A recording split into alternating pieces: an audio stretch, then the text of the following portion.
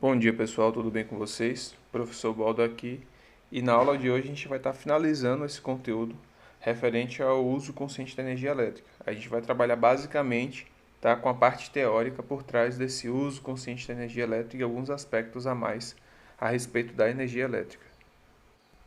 Bom, as campanhas para que a população economize energia elétrica são bastante frequentes, tá? E tem sido cada vez mais comum após os anos de 2001 e 2002, porque foram anos em que o Brasil passou por uma escassez de água absurda por conta da falta de chuvas que acarretou em níveis muito baixos de volume de água nos reservatórios das usinas hidrelétricas, certo? E aí, como consequência disso, é que essas usinas tinham uma baixa capacidade de produção dessa energia. E aí, a partir daí, ocorreu a necessidade de se investir cada vez mais nessa conscientização da população para economizar energia elétrica, porque os impactos causados por essa escassez em 2001 e 2002 afetaram bastante a economia do Brasil, certo?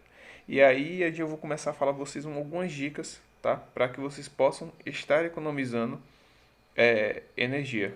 Vocês podem estar observando na imagem aí, ela contém algumas dicas sobre modos, tá, de estar economizando a energia elétrica na casa de vocês, que vai diminuir o consumo, que vai baratear a conta de energia elétrica, certo? E também vai evitar que haja um uso excessivo de eletricidade, além da necessidade principalmente, tá? O que poderia eventualmente acarretar em um período de escassez novamente, porque entenda, se há uma alta demanda pela energia elétrica, a consequência é que as usinas vão ter que produzir mais.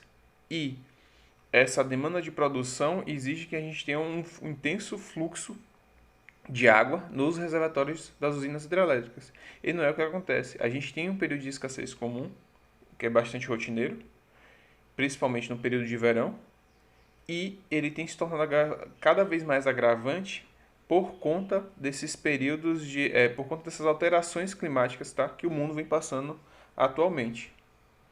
Então eu peço que vocês deem uma olhada atentamente a essas dicas, tá, e busquem praticar na residência de vocês, busquem, se for o caso, orientar os pais de vocês, porque dessa maneira vai sobrar energia por muito tempo, a gente vai necessitar de menos recursos hídricos para a produção da nossa energia elétrica e esse bem ele pode se manter como um bem durável, certo?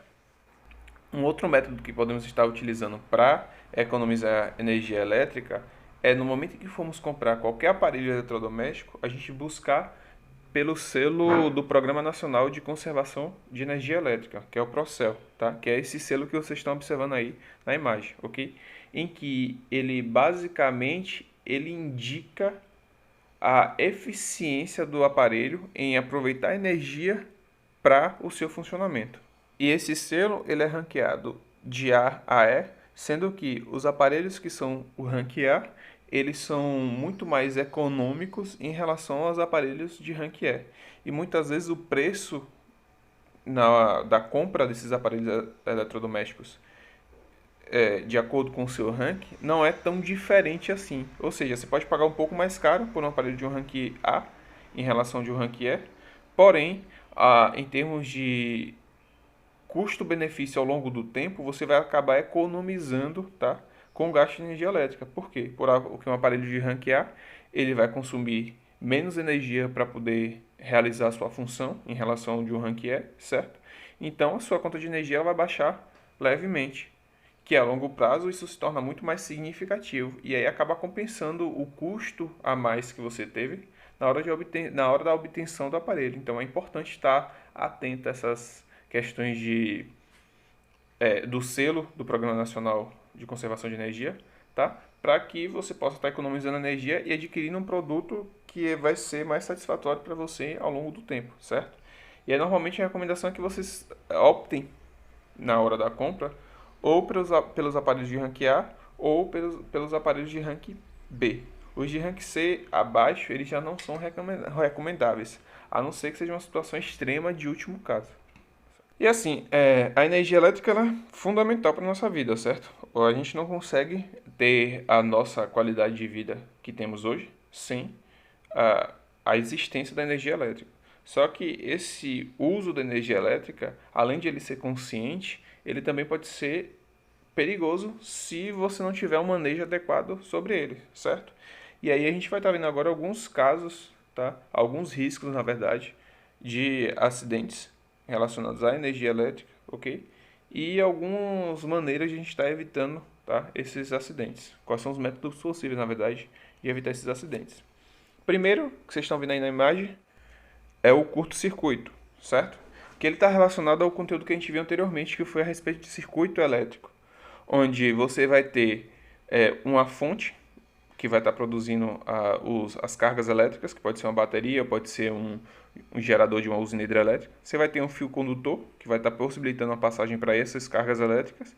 Você vai ter o local onde vai ser utilizado essa energia elétrica, onde ela vai ser consumida, certo? E você vai ter um fio condutor de retorno para essa fonte, para outro polo, na verdade, dessa fonte de energia, certo?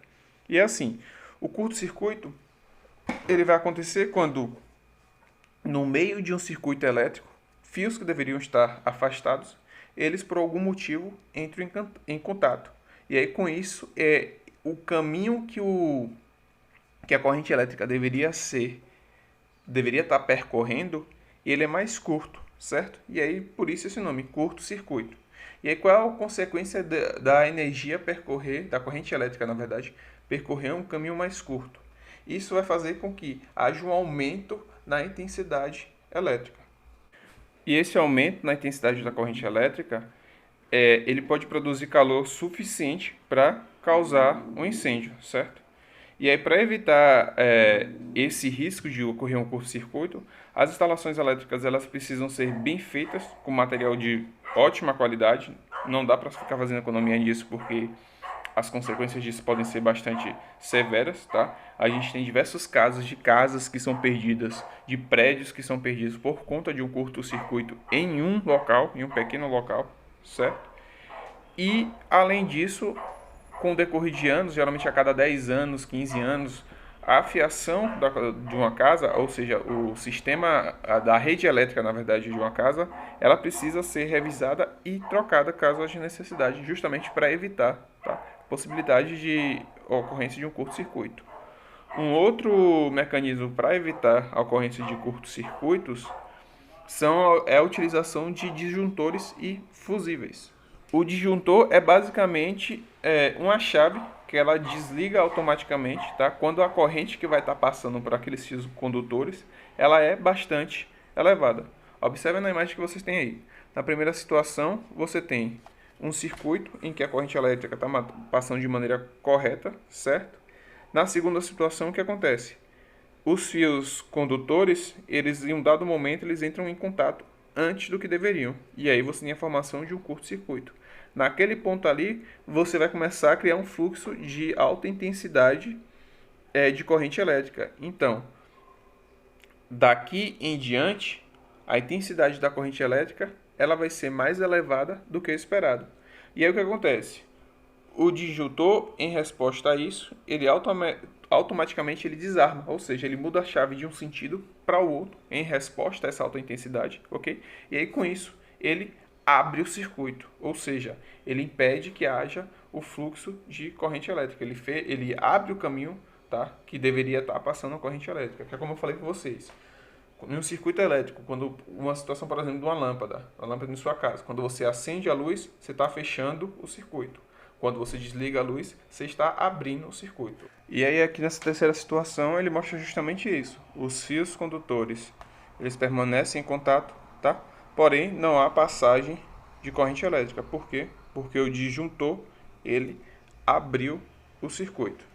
Uma outra maneira de a gente estar prevenindo um curto-circuito é com a utilização de fusíveis, tá?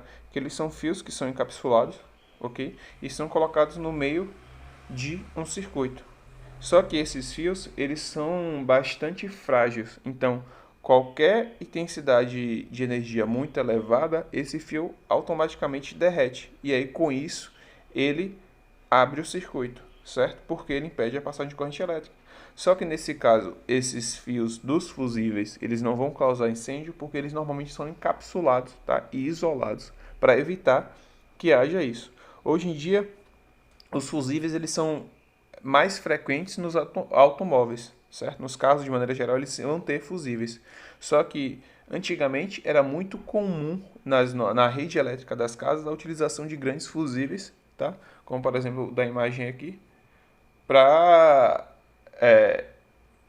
proteger, na verdade, a rede elétrica da casa, certo? Só que atualmente eles foram substituídos pelos disjuntores, que eles são mais eficazes, tá? E são reutilizáveis. Porque o fusível, quando ele queima, ou seja, quando o fio que está dentro dele derrete, esse fusível ele se torna inútil. Você tem que trocar, você precisa comprar um outro fusível novo, tá? Para colocar, substituir aquele que você perdeu.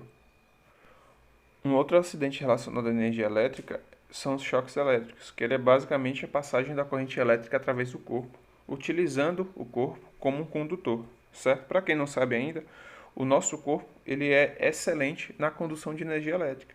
E normalmente o que acontece é que ele conduz a energia elétrica do nosso ponto de contato, tá, com a fonte de energia, em direção ao solo, certo?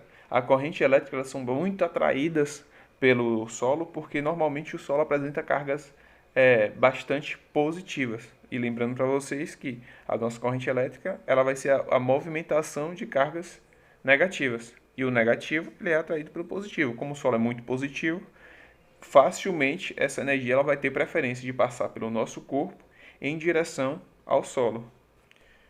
E aí, normalmente o que acontece quando tomamos um choque é que ou o choque ele acaba queimando essas células, dada a intensidade dele, ou seja, se for uma intensidade muito prolongada, tá? Ou ele interrompe momentaneamente, tá, a transição desse pulso nervoso. E a consequência disso é que a gente tem uma contração muscular excessiva, por isso que muitas vezes a pessoa quando está tomando choque ela se treme todo, certo? E uma sensação de dor bastante desagradável. E isso vai variar de acordo com a intensidade do choque que a gente vai estar tomando, ou seja, o tempo de exposição que a gente vai ter em relação à rede elétrica, certo? Uma maneira que a gente tem de evitar o choque elétrico é estar utilizando luvas quando vai manipular a rede elétrica e calçados de borracha, tá? Porque são materiais que são isolantes, então eles impedem que haja a condução da corrente elétrica através do nosso corpo, ok?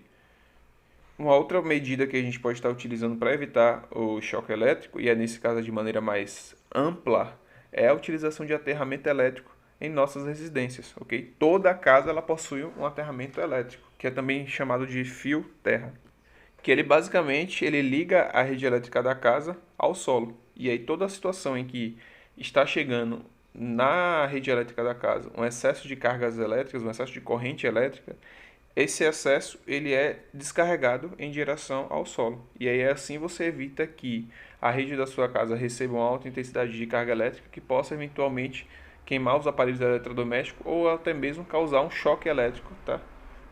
Para alguma pessoa. No Brasil, desde 2013, foi adotado uma mudança nos plugs e nas tomadas, certo? Que antigamente eram só de 2 pontos, só que hoje em dia os plugs e as tomadas, tá? Eles são de 3 pontos. Basicamente, esse terceiro plug ele só vai ser eficaz e fundamental para aparelhos que tenham a tendência a acumular excessos de carga, como por exemplo o ar-condicionado, certo? E aí, o plug desse terceiro pino, ou melhor, o terceiro pino da tomada, que seria esse aqui, ele costuma ser ligado a um aterramento, ok? E aí no momento que o aparelho eletrodoméstico que está sendo utilizado, ele começar a acumular excesso de carga, esse excesso de carga, ele é direcionado, tá, para o solo, ele não fica retido no aparelho. E aí assim impede como que você acabe tomando choque quando toca o aparelho, que antigamente isso era bastante comum, principalmente em televisão. Quando você ia tocar na sua televisão, você acabava tomando um choquezinho de leve por conta disso. Eu não sei se algum de vocês chegou a ter contato com esse tipo de televisão antiga, mas no meu tempo, que não faz tanto tempo assim, ele era bastante frequente a ocorrência disso. E um plus em relação às tomadas com 3 orifícios, ou seja, com entrada para 3 plugs, é que além de possibilitar a utilização de um fio terra, elas também, a zona de contato com o plug, ou seja, as entradas, elas são mais, elas apresentam uma cavidade. E aí isso evita que no momento que você vai estar fazendo contato entre o plug e a tomada, você acabe colocando o dedo nesse ponto de conexão e acabe tomando um choque, certo? É mais uma maneira preventiva, tá? Para evitar os choques elétricos. Bom, turma, a aula de hoje vai até aí, tá? A gente finalizou o assunto desse capítulo. E aí eu peço a vocês que vocês façam a atividade do módulo 1 de ciências e do suplementar de ciências, conforme estão aí na apresentação para vocês, tá? Bom estudo e até a próxima aula.